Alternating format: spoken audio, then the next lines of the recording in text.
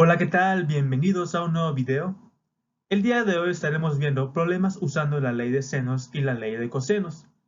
Para este video es muy importante haber dominado y haber visto el video en donde expliqué lo que es la ley de senos y la ley de cosenos, ya que nos enfocaremos únicamente en la parte aplicativa.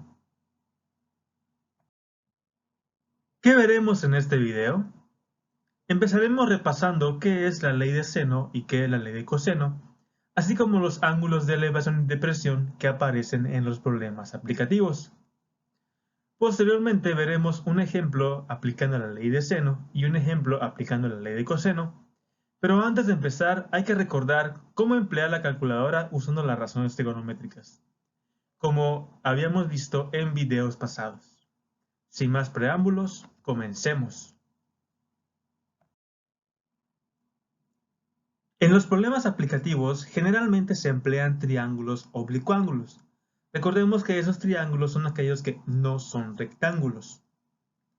Por otro lado, en ocasiones también podemos emplear triángulos rectángulos como apoyo para determinar ciertos datos, como un lado o un ángulo.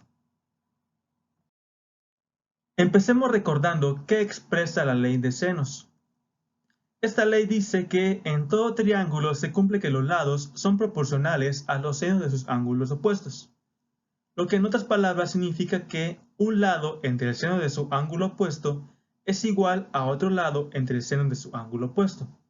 En el triángulo, si tenemos un lado A y su ángulo opuesto A mayúscula, así como un lado B y su ángulo opuesto B mayúscula, podemos formar la siguiente igualdad o proporción de A entre el seno de A es igual a B entre el seno de B.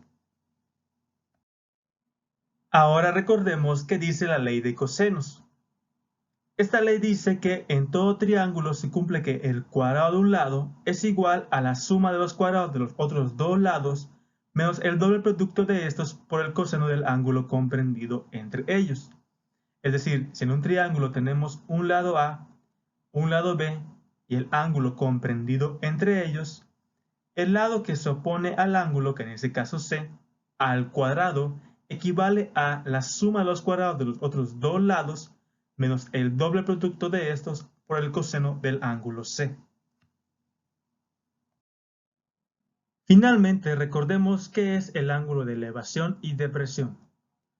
Los ángulos de elevación y depresión se forman con la línea visual del espectador respecto a la horizontal. El primero cuando éste mira un objeto hacia arriba y el segundo cuando mira un objeto hacia abajo. En ese caso, el ángulo de elevación está pintado de color rojo y el ángulo de depresión de color azul. A continuación veremos unos ejemplos aplicativos, pero antes es importante hacer unos comentarios. Los problemas aplicativos requieren una ubicación correcta de todos los datos, ya que un solo error puede ser fatal. Una vez analizada toda la información, hay que emplear la ley pertinente y hacer las operaciones necesarias para obtener el resultado. Empecemos. Ejemplo 1. Desde lo alto de un puesto de vigilancia en una cárcel, se observa con un ángulo de depresión de 53 grados a un reo tratando de escapar. Se hace sonar la alarma por lo que el reo se dispone a correr en línea recta. Cuando ya ha recorrido 12 metros, se le observa de nuevo, pero ahora con un ángulo de depresión de 25 grados.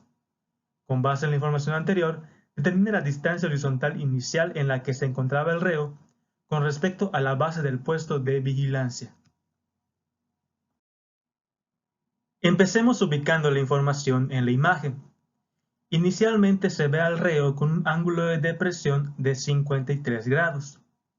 Al avanzar 12 metros en línea recta, se le observa ahora pero con un ángulo de depresión de 25 grados.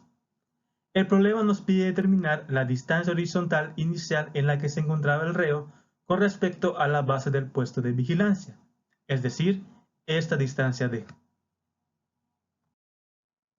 Luego de ubicar los datos en la imagen, podemos observar que se forma un triángulo rectángulo y un oblicuángulo. Completemos la información de los ángulos internos del triángulo rectángulo y oblicuángulo recordando que la suma de los ángulos internos en cualquier triángulo es 180 grados y la suma de dos ángulos en una recta es también de 180 grados. Empecemos. Este ángulo se obtiene de la resta de 90 grados menos el ángulo de depresión de 53 grados. En el triángulo rectángulo, los dos ángulos agudos suman 90 grados, es decir, que si tenemos uno de 37 grados, el otro tiene que medir 53 grados. Como vimos, dos ángulos en una recta suman 180 grados, por lo tanto, si a 180 le quitamos 53 grados, vamos a obtener 127 grados. En el triángulo oblicuángulo, cuando restamos los ángulos de depresión de 53 y 25, vamos a obtener que este ángulo mide 28 grados. Finalmente, como los tres ángulos internos suman 180, 28 más 127 más el ángulo faltante es igual a 180, en donde al hacer los cálculos vamos a tener que este ángulo mide 25 grados. Ahora determinemos el lado que comparten los triángulos, es decir, este lado X. Apliquemos la ley de senos en el triángulo oblicuángulo considerando lo siguiente. Al lado X se opone el ángulo de 25 grados y al lado de 12 metros se opone el ángulo de 28 grados. Por lo tanto, al aplicar la ley de senos vamos a obtener que X entre el seno de 25 es igual a 12 entre el seno de 28. Al multiplicar cruzado, vamos a tener que x por seno de 28 es igual a 12 por seno de 25. Al despejar x, vamos a tener que es igual a 12 por seno de 25 entre el seno de 28. Y en la calculadora, primero vamos a multiplicar y luego vamos a dividir al resultado anterior, por lo que vamos a obtener que x es igual a 10.802 aproximadamente. Del apartado anterior sabemos que x es igual a 10.802. Para calcular la distancia usemos una razón trigonométrica en el triángulo rectángulo. Aunque también podemos aplicar una ley, ya que estas se aplican para cualquier triángulo. Si consideramos al ángulo de 53 grados, tenemos a D, que es el cateto adyacente, y a 10.802, que es la hipotenusa. Por lo tanto, coseno de 53 es igual a D entre 10.802, en donde al despejar D tenemos que es igual a 10.802 por coseno de 53, y al hacer los cálculos nos va a quedar que D es igual a 6.500. Es decir, el ladrón se encontraba a 6.5 metros de la base del puesto de vigilancia. Ejemplo 2. Para subir una caja desde el piso de un centro de carga hasta la cima de un montículo, se utiliza un tablón de 2.5 metros de longitud, como se muestra en la imagen. La tabla se encuentra apoyada en un punto a una distancia de 1.9 metros del lado lateral del montículo y dicho lado mide 0.8 metros. ¿A qué altura h se encontrará la caja cuando esté en la cima del montículo? Como podemos observar, en este caso ya tenemos ubicados todos los datos del problema. Ahora observa que la altura se puede calcular como el cateto de un triángulo rectángulo, ya que estas dos medidas son las mismas.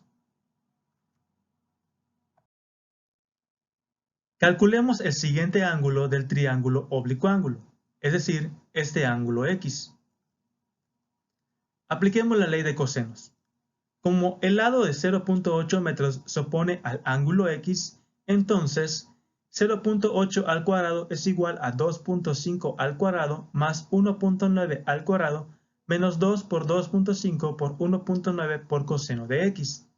Vamos a elevar las potencias, pero con mucho cuidado. En este caso, 0.8 al cuadrado es 0.64. La suma de 2.5 al cuadrado más 1.9 al cuadrado es 9.86. Y menos 2 por 2.5 por 1.9 es menos 9.5 por coseno de X. Recordemos que no podemos restar 9.86 y 9.5, ya que menos 9.5 está multiplicando a coseno de X. Por lo tanto, requerimos despejar completamente menos 9.5 por coseno de X.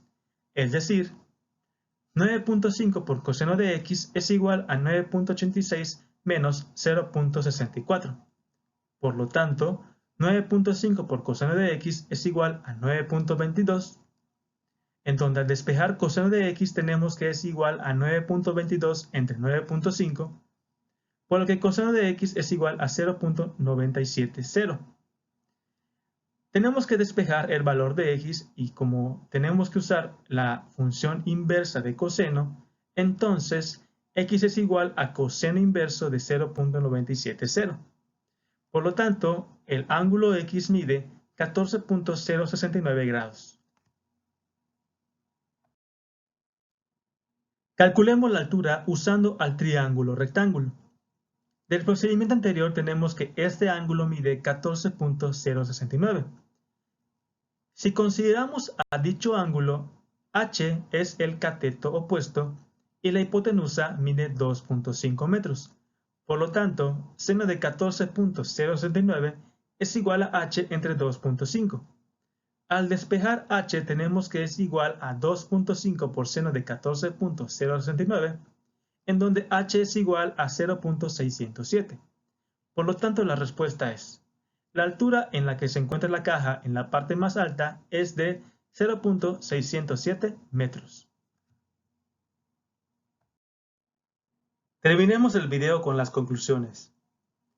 En los problemas aplicativos hay que tener mucho cuidado al momento de ubicar la información en una imagen representativa, ya que, aunque solo un dato esté mal, todo el cálculo será incorrecto. Hay que tener mucho cuidado ubicando a los ángulos de elevación y depresión siempre partiendo de la visión horizontal. Una vez ubicados bien los datos, hay que analizar la información presentada para poder usar la ley correspondiente. Finalmente, en algunos casos también podemos recurrir a triángulos rectángulos. Con esto termina el video del día de hoy, espero les haya servido y nos vemos en el siguiente.